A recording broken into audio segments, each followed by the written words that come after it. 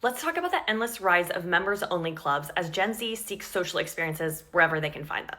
The other day, the Wall Street Journal looked at how hotels across the US are converting underutilized ballrooms and conference rooms into members-only social clubs aimed at young locals. They mentioned New York's 724 Collective in Meatpacking. It starts around $2,000 for members under 32, more for older people, and it has grown upward of 600 members. The trend is spreading beyond major metros.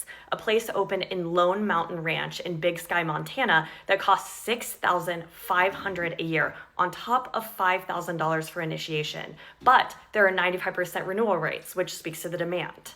The Wall Street Journal quotes a luxury travel agency founder who says, "Where developers once sold condos to finance hotels, now they sell memberships." This is not the first time the Wall Street Journal has written about this trend.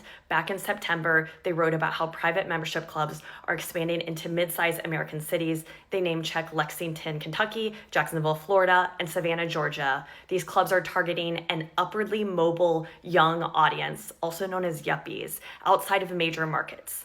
Initiation fees range from $3,000 for junior memberships at Lexington's Camel Club to $12,000 at Savannah's Club Bardo, where 250 members pay for pool, spa, and restaurant access at the luxury hotel. Jeff Klein, who founded San Vicente Bungalows, positioned this category as a replacement for organized religion. "We used to have churches," he says. "While not a lot of people practice religion in America, having a community, having an IRL experience is an incredibly valuable thing.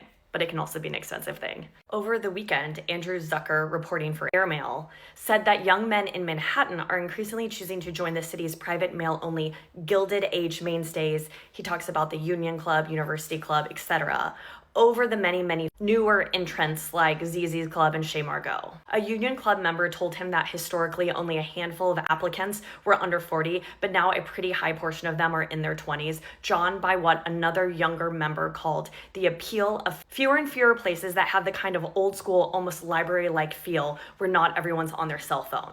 Also, amid the manosphere wave, this no girls allowed ethos feels, quote, timely again. One member says his affiliation would have DQ'd him socially 10 years ago, but it's now perceived as desirable in this no longer politically correct way.